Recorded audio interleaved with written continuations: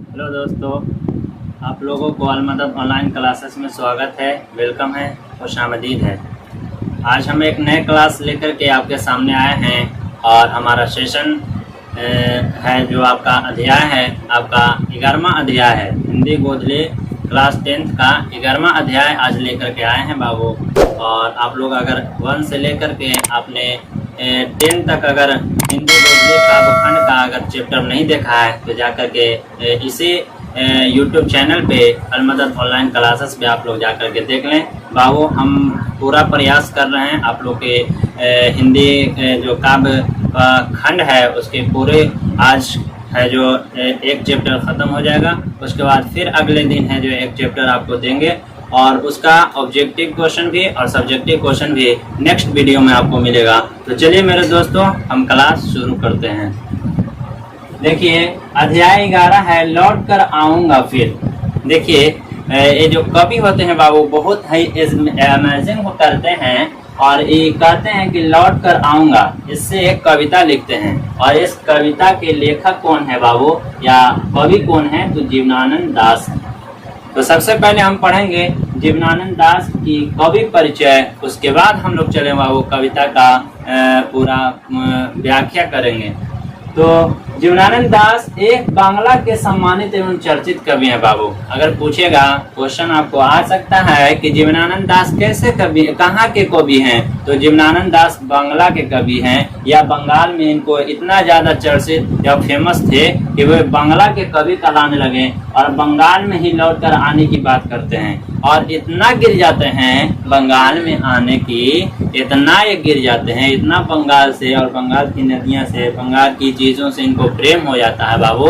ये बंगाल में कहते हैं चाहे तो हम हंस बन के आए, चाहे तो हम सारस बन करके आए, चाहे तो हम है जो बाबू रूपसा की नदी के किनारे बन करके आए, चाहे तो हम है चावल बन करके आए या किसी किशोरी की है जो पैर में जो घुंघरू होता है वो बनकर आए, लेकिन बंगाल में आने की देखिए कवि की कितना है जो लालसा व्यक्त करते हैं बंगाल में आने की और बंगाल से कितना कवि को प्रेम है बाबू।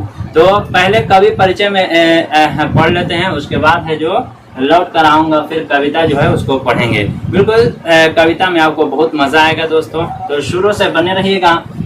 तो ये बंगला के सम्मानित एवं चर्चित कवि हैं बाबू जीवनानंद दास। इनका जन्म 1899 ईस्वी में हुआ। अगर आपसे क्वेश्चन पूछ ले कि जीवनानंद दास का जन्म कब हुआ तो 1899 ईस्वी में हुआ।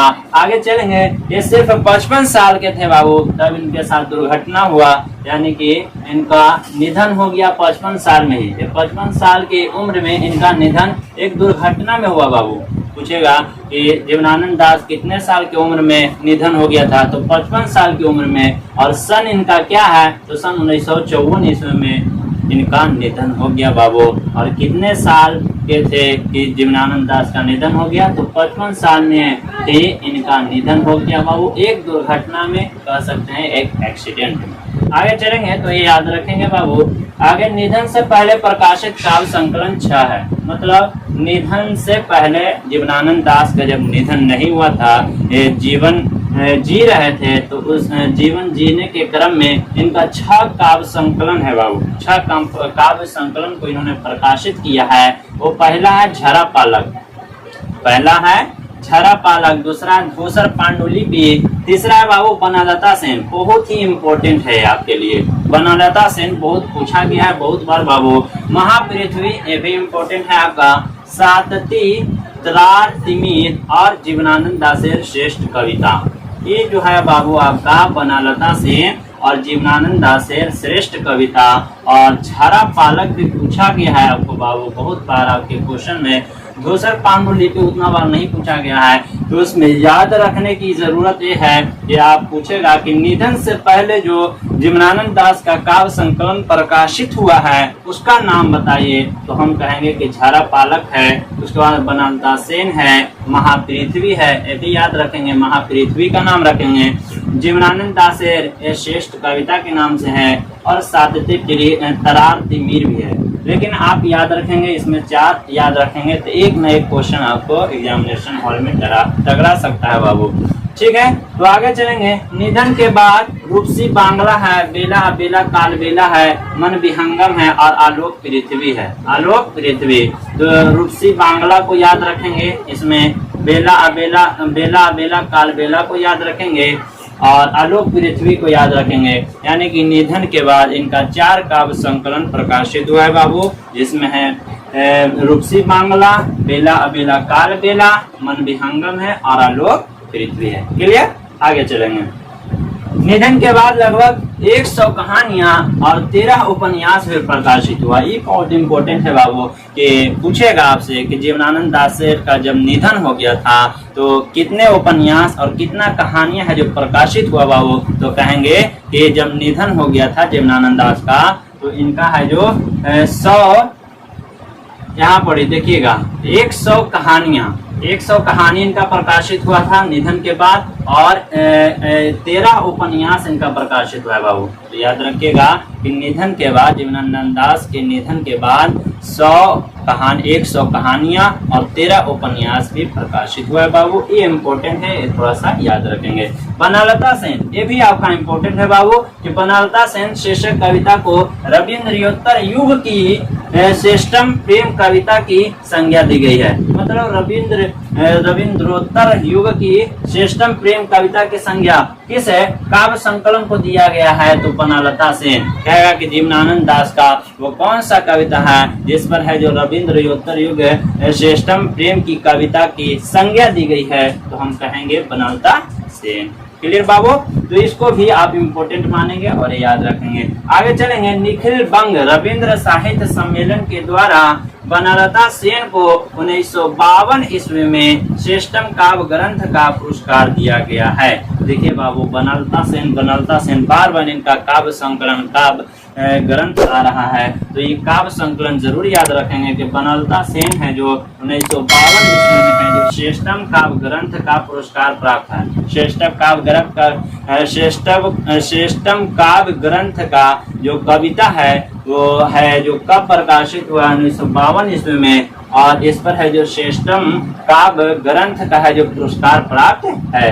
कौन से कविता पर बाबू, तो बनलता सेन पर। तो ये भी याद रखेंगे, ये भी इनको इम्पोर्टेंट मानने हैं जीवनानंद दास से। यह कविता समकालीन हिंदी कवि प्रयाग शुक्ल द्वारा हिंदी में भाषांतरित यानी कि अनुवाद किया गया है। ये जो बाबू कविता है लौट कर आऊंगा कविता, ये बाबू आपका था किस भाषा में, तो बांग्ला भाषा में था। और इस बांग्ला भाषा को हिंदी में किसने किया, हिंदी में अनुवाद किसने किया, तो आप कहेंगे कि प्रयाग शुक्ल द्वारा ये हिंदी में भाषांतरित किया गया है, हिंदी में अनुवाद किया गया है। तो यहाँ तक बाबू ये भी आपका ऑब्जेक्टिव बन सकता है कि बताइए लौट कर आऊंगा फिर जो कविता है उसका हिंदी में भाषांतरित कौन से व्यक्ति ने किया, तो हम कहेंगे कि कवि हैं जो वो प्रयाग शुक्ल के द्वारा हिंदी में भाषांतरित किया गया है, अनुवाद किया गया है। क्लियर बाबू। तो ये ऑब्जेक्टिव आप देख लीजिएगा और एक भी अगर इस ऑब्जेक्टिव को, इस वीडियो को आप देख लग सकते हैं तो इस चैप्टर से बाबू एक भी क्वेश्चन नहीं छूटेगा, ये मेरी गारंटी देते हैं आपको। तो चलेंगे बाबू, फेमस जो कविता है लौट कर आऊंगा फिर, इस कविता को हम लोग एक्सप्लेनेशन करते हैं और ये है मेरे पास किताब और इसको हम लोग एक्सप्लेनेशन करेंगे। ठीक है बाबू, आप लोग अगर किताब है आपके पास तो लेके बैठ जाएं और देखिए कैसे हिंदी होता है बाबू और कैसे समझ में आता है। लौट कर आऊंगा फिर कविता है जीवनानंद दास का। खेत है जहाँ धान के बहती नदी के किनारे फिर आऊंगा लौट कर। कहते हैं जहाँ धान के खेत है ना, जहाँ धान के खेत है और जहाँ बहती नदी है, वो बहती धान, जहाँ धान के खेत है। कभी कहते हैं कि धान के खेत में भी, जहाँ धान के खेत है वहाँ आने की बात करते हैं। बहती नदी के किनारे फिर आऊंगा लौटकर, और कहते हैं कि जहाँ बहती नदी है और नदी बह रही है उसके किनारे, नदी के किनारे में बह कर आऊंगा फिर बंगाल लौटकर। एक दिन बंगाल में, क्या कहते हैं, एक दिन बंगाल में नहीं शायद होऊंगा मनुष्य तब होऊंगा अबाबिल।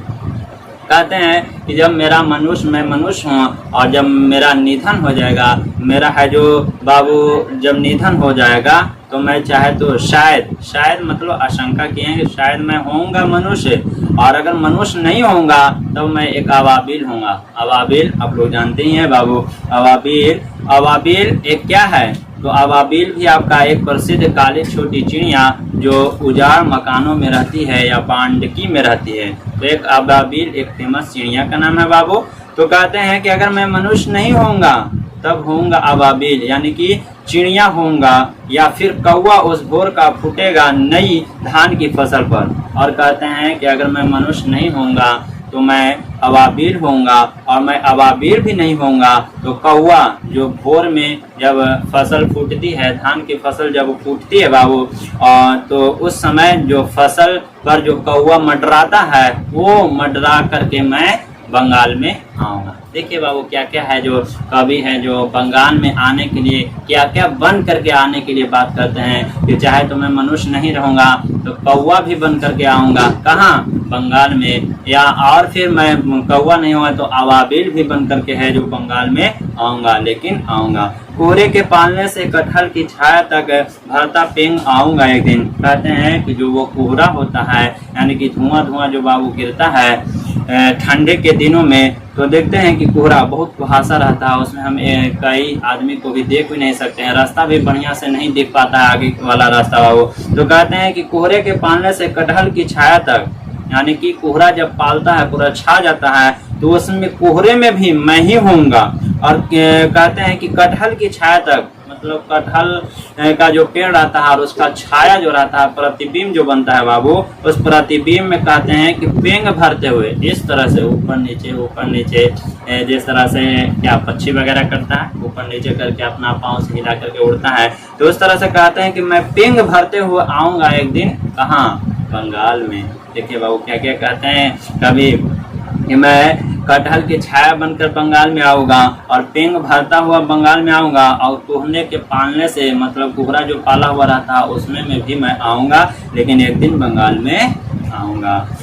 बनकर शायद हंस मैं किसी किशोरी का घूंघरू लाल पैरों में, कहते हैं कि शायद हंस में, कहते हैं कि कभी मैं हंस बनकर किसी किशोरी का, किशोरी कहते हैं बाबू बालिग लड़की जो है जो अपने घुंघरू बांध करके जो डांस करती है, नाचती है, नृत्य करती है, तो उसे ही कह रहे हैं कि बनकर शायद हंस में, कहते हैं कि शायद मैं हंस बनकर या किसी किशोरी का, मतलब किसी बालिग लड़की का है जो पैरों में घुंघरू, लाल पैरों में जो घुंघरू पहनी रहती है, वो बन करके मैं कहाँ आऊंगा, तो बंगाल में।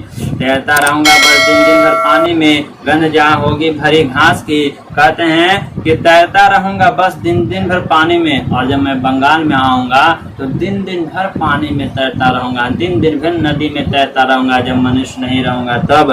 गंध जहाँ होगी ही भरी घास की, और कहते हैं कि जहाँ गंध मतलब बदबू या महक, तो कहते हैं जहाँ गंध होगी घास की, भरी घास की, वहाँ मैं आऊंगा, वहाँ मैं आऊंगा। नदियां मैदान बंगाल के बुलाएंगे, कहते हैं कि बंगाल का जो नदी है बाबू वो भी हमको बुलाएंगे, और है जो मैदान के बंगाल है, बंगाल नदियां हमें मैदान के बुलाएंगे, कहते हैं कि बंगाल का जो नदी है और बंगाल का जो मैदान है वो भी हमें बुलाएंगे और मैं बंगाल में आऊंगा। उसके बाद कहते हैं कि जिसे नदी धोती ही रहती है पानी से, इसी हरे सजल किनारे पर, कहते हैं कि वो नदी जो एक बार आती है और फिर चली जाती है, फिर आती है, फिर चली जाती है, इस तरह से वो नदी है जो धोते रहती है अपने, मतलब है जो क्या, किसको धोते रहती है, तो कहते हैं कि वो धोते रहती है गंदा और गलीज को। तो ठीक उसी तरह से कहते हैं कि जिसे नदी धोती ही रहती है पानी से, इसे हरे सजल किनारे पर, कहते हैं कि अपने मीठे सजल पानी से है जो गंदे चीज़ों को बार बार नदी आती है और बार बार धो के लेकर चली जाती है, उसी तरह मैं भी बंगाल में आऊंगा। शायद तुम देखोगे शाम की हवा के साथ उड़ते एक उल्लू को, कहते हैं कि शायद तुम देखोगे, हम लोगों के नहीं बाबू, ये उस समय की कविता लिखी गई है जिस समय है जो कवि जीवनानंद दास थे। तो कहते हैं कि शायद तुम देखोगे शाम की हवा के साथ उड़ते एक उल्लू को, कहते हैं कि तुम देखोगे शाम जब हो जाती है तो एक उल्लू है जो हवा में उड़ते रहता है, या एक उल्लू है जो पेड़ उड़ कर है जो पेड़ पर बैठे हुए रहता है, तो शायद तुम सुनोगे कपास के पेड़ पर उसकी बोली, और कहते हैं कि शायद तुम सुनोगे कपास के जो पेड़ है उस पर उल्लू की बोली को जब सुनोगे, घसीली जमीन पर फेंकेगा मुट्ठी भर भर चावल, और कहते हैं कि जहाँ घास की जमीन है वहाँ मुट्ठी में भर भर कर जो चावल फेंकेगा, शायद कोई बच्चा उबले हुए, जब कोई बच्चा चावल खा लेता है बाबू ज्यादा और उसे उल्टी हो जाती है या वो मुंह से फेंकता है, तो भी कहते हैं कि शायद कोई बच्चा उबले हुए मुंह से है जो मुट्ठी भर भर फेंके, उबले हुए मुंह से चावल फेंकेगा या मुट्ठी भर करके है जो जमीन पर चावल जो फेंकेगा, तो देखोगे रूपसा के गंदले से पानी में। कहते हैं कि रूपसा एक नदी, कहते हैं कि बंगाल की नदी को कहा गया है रूपसा, तो बंगाल की नदी को क्या कहेगा? रूपसा। तो कहते हैं कि देखोगे रूपसा के गंदले से पानी में, और कहते हैं कि बंगाल की जो नदी है और वहाँ गंदा पानी है, उस गंदले पानी में नाव लिए जाते एक लड़के को, उड़ते फटे पाँव की पाल की नाव। कहते हैं कि उस रूपसा यानी कि बंगाल की नदी में देखोगे कि गंदा पानी है और उस पानी में नाव लिए हुए एक लड़के को देखोगे, उड़ते फटे पाल की नाव, और उस नाव में भी मैं ही रहूंगा। लौटे होंगे रंगीन बादलों के बीच सारा। कहते हैं कि जब बादल में घना छा जाता है बाबू, बारिश होने लगती है, तो उस समय जो बादल कड़कड़ाता है, तो हो सकता है कि बादल नीला हो या बादल पे है जो छाया कैसा बन जाए, तो वो काला बन जाए। तो कहते हैं लौटे होंगे रंगीन बादलों के बीच सारस। कहते हैं कि सारस क्या है? सारस भी देखिए एक पक्षी विशेष का नाम है। किसका नाम है? पक्षी विशेष का, जो कि फेमस आप लोग भी जानते हैं। तो लौटते होंगे रंगीन बादलों के बीच सारस, अंधेरे में होऊंगा मैं उन्हीं के बीच में देखना। कहते हैं कि जब बाबू सारस लौटेगा, कहाँ लौटेगा?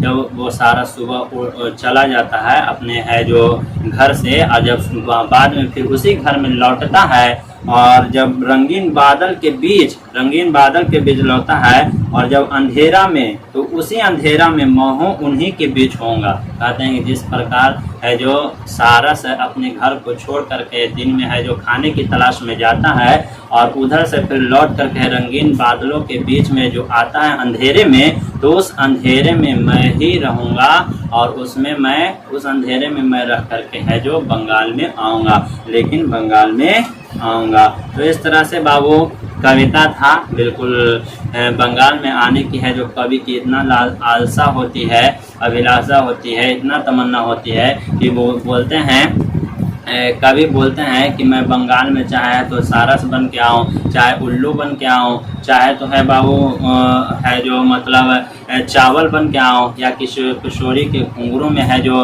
लपट करके आऊँ, या सारस के सारस जब आती है तो उस अंधेरे है जो अंधेरे में मैं आऊँ, लेकिन मैं बादलों के बीच आऊँ, लेकिन मैं फिर बंगाल आऊँ। और बंगाल से वे इतना प्रेम कर लेते हैं कि कहते हैं कि बंगाल में नदियाँ मुझे बुलाएंगे, बंगाल के जो मैदाने मुझे बुलाएंगे, और मैं बंगाल में ज़रूर आऊँगा। और भी कहते हैं कि जब बंगाल में जब मैं मनुष्य नहीं होऊंगा, जब मेरा मनुष्य है जो अस्तित्व खत्म हो जाएगा, तब शायद मैं होऊंगा क्या? तब मैं शायद होऊंगा अवाबिल, या क्या होऊंगा? आपके बुक में दिया गया है अवाबिल या कौवा। कहते हैं कि जब मैं मनुष्य नहीं रहूंगा, जब कौवा रहूंगा, या कौवा नहीं रहूंगा तो अवाबिल रहूंगा, लेकिन फिर भी अवाबिल बनकर, कौवा बनकर मैं बंगाल में आऊंगा एक दिन, और बंगाल की नदियां मुझे बुलाएंगे। इस प्रकार है जो कवि इतना गिर जाते हैं बाबू, बंगाल से इतना प्रेम करते हैं, और इतना कवि गिर जाते हैं बंगाल में आने की, कि देखिए क्या क्या आपने लिखते हैं अपने लिए।